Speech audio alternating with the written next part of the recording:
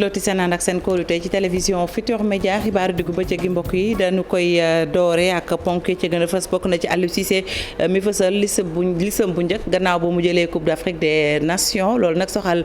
barrage Coupe du Monde 2022 Mame Fatou Ndoye moom la ñu fas yéene seqal waxtaan bi Mame Fatou maa ngi lay nuyu.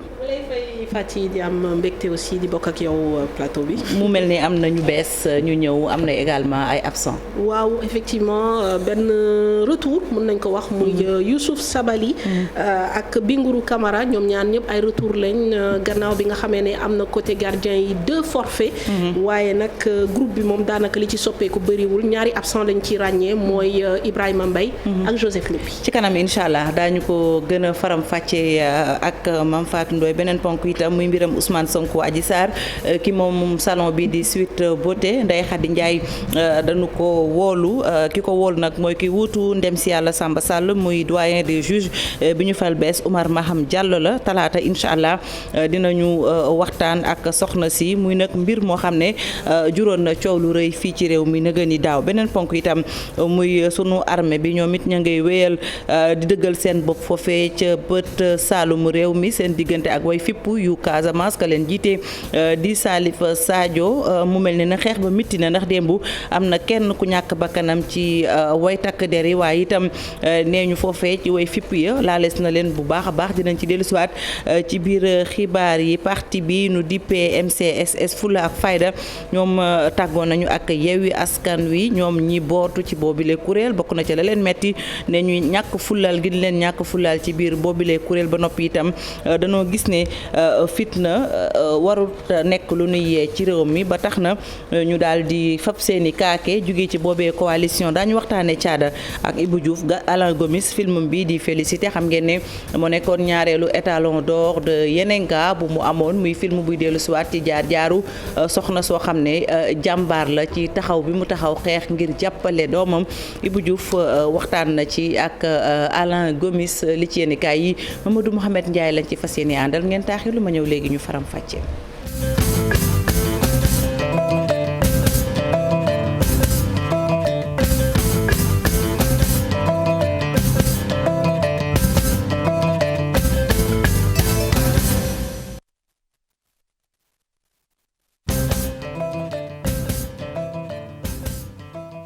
xibaaru diggu bëccëg gi tàggat yaram lañu koy doore sànq la Aliou Cissé jàkkaarloog taskatu xibaar yi fësal gaynde yi mu nar a àndal Mame Fatou ci jongante diggante Sénégal ak Égypte bu njëkk bi ñu jàpp ko fële ca Caire. tout à fait mu am ñaari fukki joueur ak juróom-benn yoo xam ne tabb na leen boo déggee sax ni mu waxee nga xam ne su doon sagoom ñi mu woowoon ñëpp lay woowaat waaye dafa fekk ni kii di Joseph Lopi dafa am gaañu donc pour revenir mu xaw a jël temps ki nga xam ne nag Ibrahima Mbaye moom la tudd moom li tax ñëwul mooy li nga xam ne mooy temps de jeu la manqué bu baax a baax fële ca Calcio loolu nag la Aliou Cissé wax ñu xool nag ni que ci groupe bi kii dellu si te bokkul woon ci CAN bi mooy Youssouf Sabaly ak ki nga xam ne aussi mooy gardien Strasbourg di Bingourou Kamara ndax gis nañ ne Alfred Gomis ak Seny Dieng ñoom ñaan ñëpp dañoo am ay gaañu loolu nag buñ ci génnee Aliou Cissé gis ni match aller bi dina am nekk match à enjeu match bu jafe lay doon waaye nag Sénégal dafa war a défendre statut de champion d'Afrique mais surtout Sénégal dafa bëgg delluwaat Coupe d'Afrique ñu xool compte rendu bi nga xam ne Pape Fara Gningue defal nañu ko ak image Pape Sangone Mbaye. ñaari jongante yi dox sunu diggante ak Égypte dina métti lool gannaaw ba ñuy gagné Coupe d'Afrique bi seen kaw entraîneur bu équipe nationale bi ne faaw nag ñu confirmer sunu statut bu baax a baax meilleure équipe africaine bi naam sax xam na ne du nekk lu yomb. tey boo nekkee champion d'Afrique ñëpp ñu ngi xaar ni que nga dem Coupe du Monde Coupe du Monde nag mooy compétition boo xam ne mën naa wax ni que ci mbirum football mooy compétition bu gën a mag.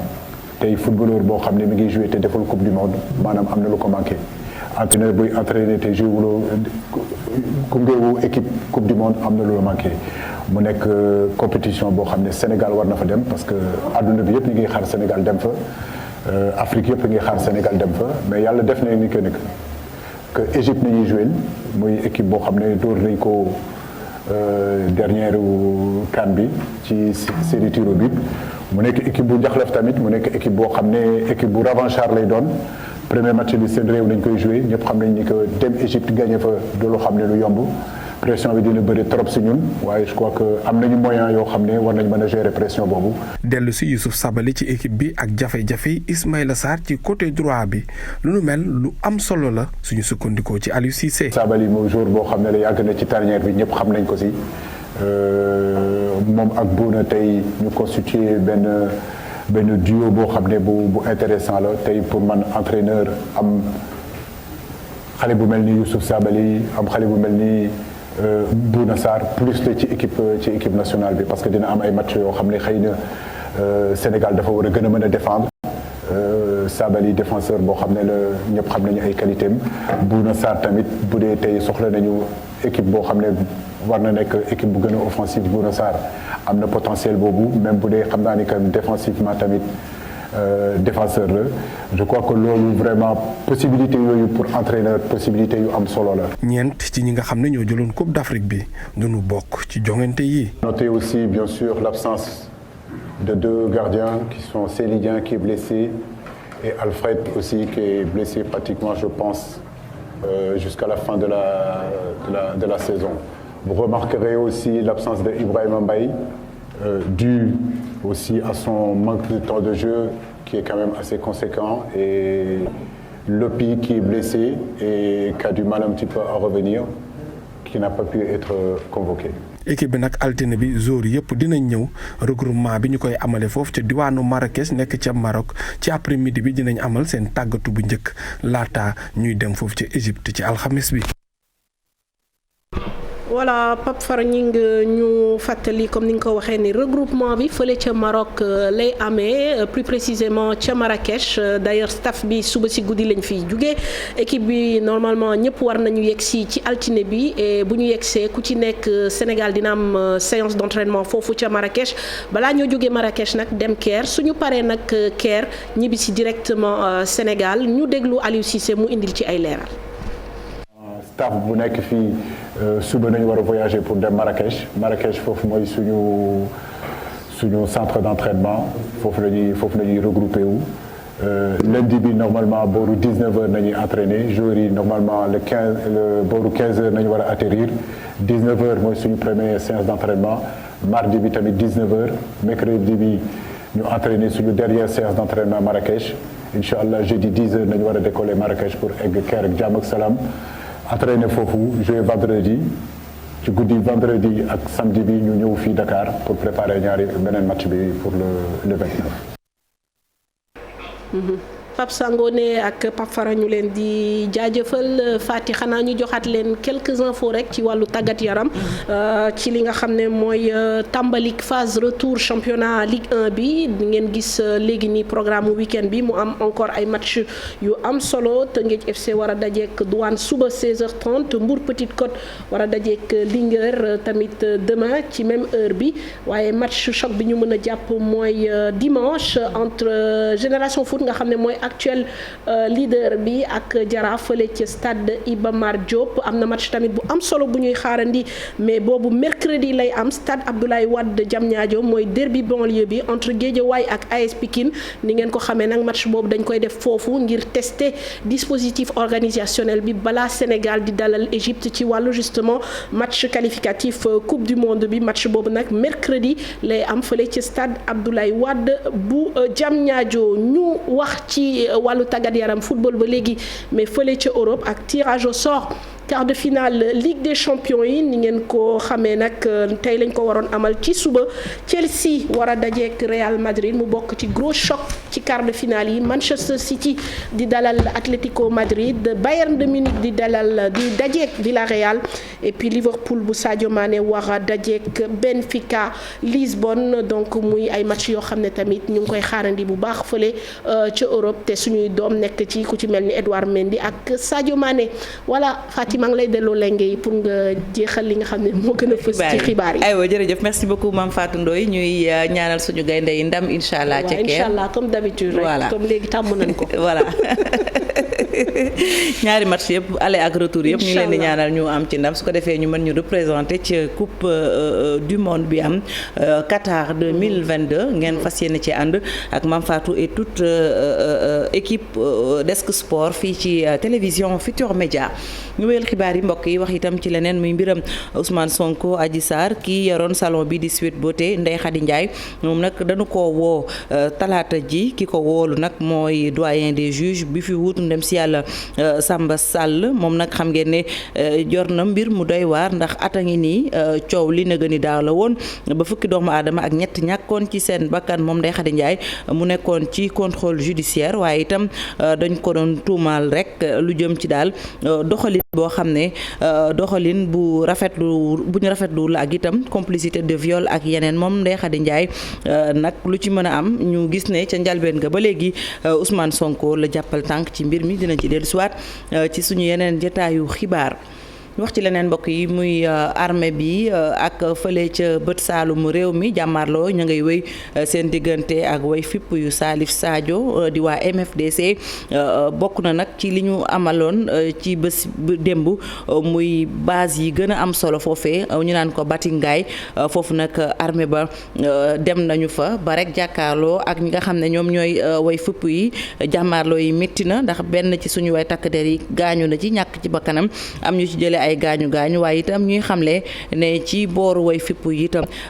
foofee sonnees na fa waaye amaguñu bilan bi lu ci mën a am ñoom armée bi taxaw nañ rek daal ngir nërmeel base yi nga xam ne way fipp yi ñoo ko am foofee ca Casamance te wax nañ ko bokk na ci bi ci gën a am solo muy Batingaay te itam wàcc nañ fa def fa liggéey bu am solo ñu des ba tey ci xibaar yi wax itam ci diwaanu Ndar Géej ak liggéeykat yi nga xam ne dañuy yëngatu ci askan week seen nekkit ñu ne lu jëm ci mbas mi ak jafe-jafe yi def nañ ci taxawaay bu am solo ndax xam ngeen ne mbas mi indi woon na ay jafe-jafe ay sëy yu xaw a yëngatu njaboot yu tasaaroo yooyu yëpp ne ñu def nañ ci taxaw seetlu waxtaan ak ñoom ba delloo si xel yi góor a sëy la ñuy teewlu muy kenn ca ñoom kàddu yi mi ngi ko dénk Ousseynou Diop mu ànd ak Habib Seck ci caméra bi. wax li ñun lan lañ def si wàllu pandémie de la Covid-19 ñu gis ni tey boo jëlee action sociale am na lu am solo loo xam ni travailleurs sociaux yooyu fa nekk def nañ ko li si mel ne ay prise en charge psychosociale ñi nga xam ne dañu nekkoon ay confiné ñi nga xam ne dañu aussi feebaroon wala ñu sonnoon soxla ku leen jàppale pour éviter que ñu stigmatiser leen. au niveau de l'hôpital aussi suñu collègues yi nekk foofu def nañ liggéey bu am solo si patients yi rawatina ak ñi nga xam ne ñoom ñoo soxla woon ku wax ak ñoom pour mën leen delloosi boo jëlee côté AYMO am na ay borom kër yi bare yu taxal ko ak seen ay jabar loolu aussi ñoom ñu def si liggéey bu am solo pour mën leen delloosi ba jàmm am boo jëlee aussi développement communautaire état bi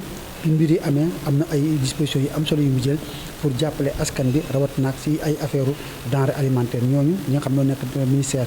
du développement communautaire de l'équité sociale et territoriale ñoom noonu ñu ko jagleel.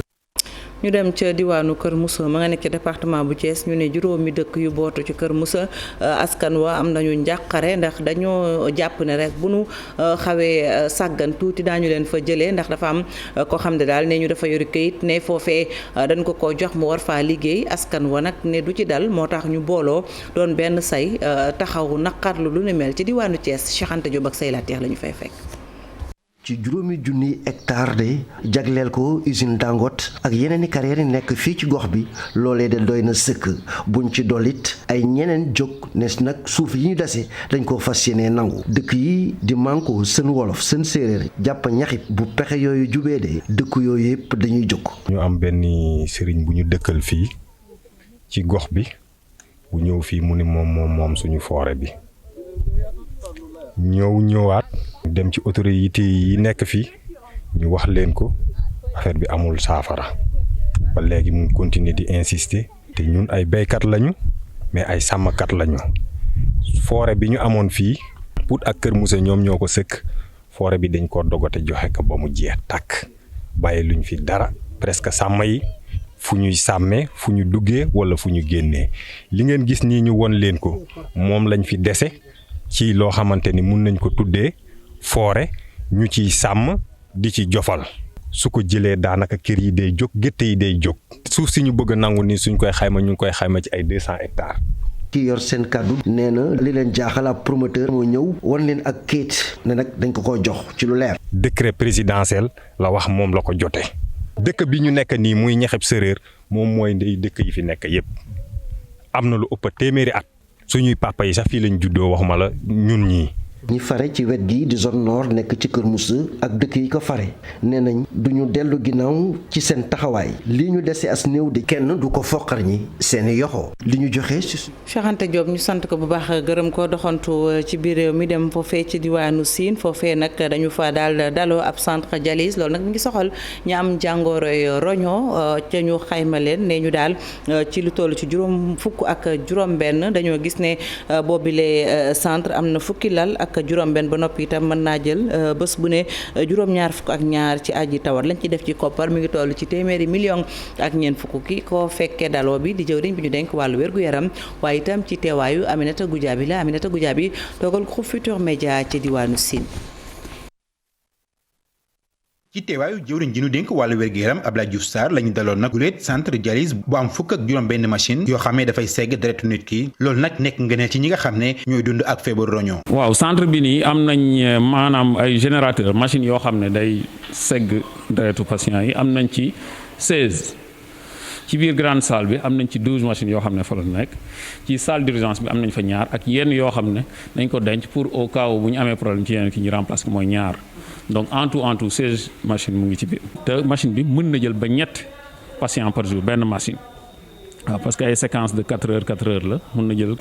personnel bi pour l'instant amagum nañ ñaar ñoo xam ne fii lañ nekk. lu ni mel nag maire commune bu Kaffrine Ablaye Sow rafetlu ko jàpp ne wàllu wér-gu-yaram fii ci diwaanu Kaffrine gën nañ ko ñoŋol. lii nii même ci Dakar da doon tëj nit ñi ci hôpitaux yi gën a mag la doon am te ñi amoon alal rek ñoo ko mën a def ñi amoon alal rek ñoo ko mën a def képp ku loolu daloon da ngay xam ni mbir mi sotti jeex na waaye président Macky Sall dafa ne équité territoriale dafa bëgg li am Ndakaaru am Kaffrine am Kédougou am Salémata ñun am nañ ci firnde tey ndaxte li nga xam ne borom alal rek ñoo ko doon am tey baadoola mën na ko am. ñaar fukk ak ñaari centre dialyse ñoo amagum nag ci biir réew mi lu ni mel nag jawriñ ji ñu dénk wàll wi di ñaax askanu Kaffrine nag ñu gën a saytu centre bi le te def ko seen moomeel. mais li ëpp solo mooy population Kaffrine ñoo ko moom il faut que population Kaffrine bi xam ne ñoo moom centre bi te li ñu leen defal tey nekk na loo xamante ne benn projet rek mais yi ñëw si kanam mooy ëpp. monsieur le maire maa ngi leen di dénk centre bi bu baax. juróom fukki doomu aadama ak juróom-benn nag ñooy dund ak feebaru roño fii ci diwaanu Kaffrine te nag jawriñ bi ñu dénk wàll wi nee nañ daañu jël ñëpp en charge duñ ci fay dara ngir saytu seen wàllu wér-gu-yaram ci centre de santé bi nga xam ne fi lañ monté fukk ak juróom-benn machine yi nga xam ne day def dialyse. yëggalu ci njumte gi mbokk yi du diwaanu Sine ca Ndoukoumane la ni ko Omar Ndiaye waxee foofee ca Ndoukoumane di Kaffrine la ñu doon daloo centre boobu nga xam ne day toppatoo ñi am jàngoro ji ñu dippee doye di réunion te foofee ñu xayma ko ci ñu toll ci juróom fukk ak juróom-benn ci aji tawat jile. ñu des ba tey ci xibaar yi wax ci politique ak parti bi di MCSS Fulla ak Fayda ñoom bokkoon ci Yewwi Askan Wi génn nañ ca rucceeku la ñu def ñoom nag la tax ñu jël bi la dogal ne ñàkk fulaal gi ñu leen ñàkk fulaal ci biir boobile coalition ba noppi itam dañoo gis ne ñenn ci kilifa yi coalition boobile seen doxalin dañ caa gis luy xaw a niroog fitna te ñoom nee ñu lu ñu mel waxuñu ci dara moo taxoon ñu jàkkaarloo taskatu xibaar yi andi waxtaan wax itam lu jëm ci jàmm ak solo si ci réew mi Idrissa Diop la ñuy teewlu ak Abdoulaye Mamadou Guissé seeni kàddu Abdoulaye Anne moo ko taataan. ñu ngi waajal benn match képp ku sañ a taxaw suñu kanam wallaahi di nga rëcc loolu taxaw suñu kanam suñu yoon bi ñu tracé pour dem fa kuñ ci fekk dañ lay gaañ ku pare nag ku pare pour dégg ko ñëwal. suñu déclaration déposé nañ ko depuis lundi ñoom mercredi lañ déposé. donc ce qui veut dire que ne amuñu si ñoom dugguñu si pour dara lu dul jëm ñoo contrecarré mais nañ ñëw recours yi ñu déposé yëpp vidé nañ sauf Pikine ville de Pikine ak Pikine Nord ak éventuellement ñu ngi dégg ni Guédiawaye pour lan bu ñu vidé recours yëpp kay nañ ci boole ñaar yooyu la moo tax vidé ñu ko parce que amuñu preuve matérielle ni palpable bu ñu mën a téye wan ko nit ñi ñun on a du béton. ñu jégalu bu baax ci njumte gi mbokk yi du doon élément bi ñu leen waxoon élément bi nag la ñuy dem seetaani léegi muy Idrissa Diop ak Abdoulaye Mamadou Guissé ñoom seen parti ne ñu génn nañ ci biir coalition bi di Yewwi Askan Wi ñu teewlu leen. élection locale yi dañoo nekkoon ci coalition boo xam ne mu ngi tudd Yewwi Askan Wi coalition boobu nag ñun suñu parti bi mu fay ñëw daanaka dañoo fekkoon sax coalition bi am ay coow maanaam ñii bëgg a tas ñun ñu woo ñëpp pour ñu booloo def coalition bu rëy ci biir loolu ñu resté ci biir coalition bi aussi lépp lu coalition di def li coalition bi di def maanaam cotisation conférence des leaders ñun suñu parti caution bi ñu joxe parti bi da ci MCS dafa participer ci caution bi lépp lu ñu def MCS da cee participer donc bi ñu demee ba investiture yi nag ñu gis ne ñeenti parti politique ñoo ŋànk investiture yi di taxawu Sénégal PASTEF PUR ak Grand Parti ñu jël suñuy responsabilité jël décision quitter Yewwi Askan Wi donc dañoo gis ne c'est irresponsable et inacceptable maanaam kenn warul nangu sax nit taxaw naan bu ma yoon woowee du ma dem wuy ji. ñun parti politique Fulla ak Fayda MCS Fulla ak Fayda jóge nañu génn nañu depuis très longtemps ci Yewwi Askan Wi parce que fi amul dara luñ fi yeew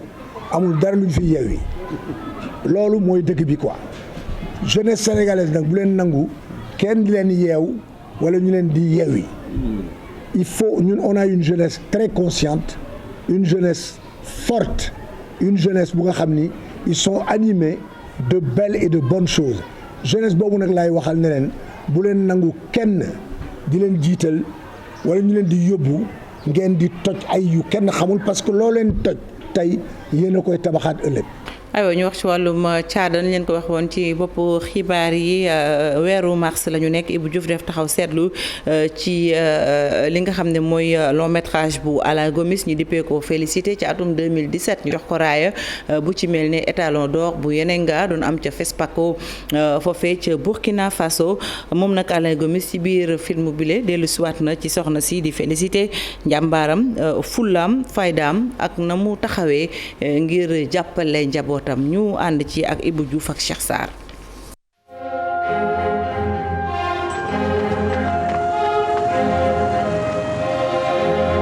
ci film bi ñu duppee Félicité personnage principal bi ab soxna la ñu ne nag bëriwul liñ koy gis ci film yu mag yi ni mel loolu nag la réalisateur bi bëggoon xeex. En tant que cinéaste, je voyais peu de personnages féminin en fait. ba ma tàmbalee liggéey ci monde cinéma ak tey néew na li ma ciy gis ay personnages yu jigéen li ma bëggoon mooy am benn personnage ci biir jigéen yi ngir ñu wane naka la ñuy gérer seeni kër bés bu ne. qui doivent assurer beaucoup de choses du quotidien. Félicité di ko xamante ne saa su nekk bu xëyoon mu ngi def kéemtalaay kàttanam. loolu rek di firndeel taxawaay bi nga xamante ne soxna yi ñu ngi koy amal saa su nekk ba waral ñu leen di delloo njukkal. Alors il y avait non seulement le personnage principal, il y avait des membres de l'équipe technique, donc la chef opératrice aussi. personnage principal bi jigéen la waaye am na tamit yeneen i jigéen yu bokk ci équipe technique ak ku mel ni chef opératrice bi dama bëggoon teg défi jigéen yi. Moi j'ai un regard aussi masculin et du coup elle m'a amené à faire des adaptations aussi. xalaat bi réalisateur bi jaarale ko ci li nga xamante ne mooy taxawaayu actrice bile nga xamante ne laata muy dugg ci bile film kenn xamu ko woon wante taxawaay biñ ci am tax nañu ràññee ko fépp ci àdduna bi. Bien sûr, je pense que le cinéma, d'une manière générale, les films, qu'ils soient pour le cinéma, la télévision, ont besoin de regards différenciés. ci mbiru cinéma dañuy soxla ay gëstu yu wuute te jigéen ñi ni ñuy gisee am na solo trop. d'un enfant vont être différents. Alain Gomis nag ne rek lim ci jublu woon daanaka am na ko fësal taxawaay bi nga xamante ne saa su nekk soxna yi ñu ngi koy fësal loolu nag la bëggoon wone ci bile film. Mais ce gap en fait on le voit tous les jours, il est d'abord dans nos foyers donc ni ñuy favoriser góor di fàtte jigéen yi dañ ko war a xeex bés bu ne. Ce qu'on a à faire, on n'est pas arrivé. ñun ñëpp ci war a jàpp. Un certain nombre de choses, à nous de voir ce qu'on garde pas. Félicité bi nga xamante ne mu ngi doon def kem kàttanam jaarale ko ci ay yëngu-yëngum bokk na ci wéy ngir mën a taxawu ñi nga xamante ne ñoom la nekkaloon loolu rek di firndeel saa su nekk taxawaay bi nga xamante ne soxna yi àdduna bi rawatina ñi féete fii ci Afrique ñu ngi ko amal saa su nekk. aywa Ibou ñu wax itam ci xibaar yi biti réew yi ca Nigéria moom dañoo gis ne crise bu miti daal la ñuy dund maanaam jafe-jafe bu aju nag ci wàllum ñàkkum courant ndax nee ñu daal altine fukki fan ak ñeent ci weeru mars ba tey courant amut ca dëkk ba ñi nga xam ne nag ñoom ñooy kilifa yi daal la ñu wax rek mooy production maanaam lañ cay liggéey dafa néew bu nu méngalee askan weeg la ñu soxlaak lim bu takku ba yeewoo ca dëkk ba ñu ne téeméer boo jël juróom-ñett fukk yi ca réseau ba daal la koy liggéey bokk na ci gaz naturel bi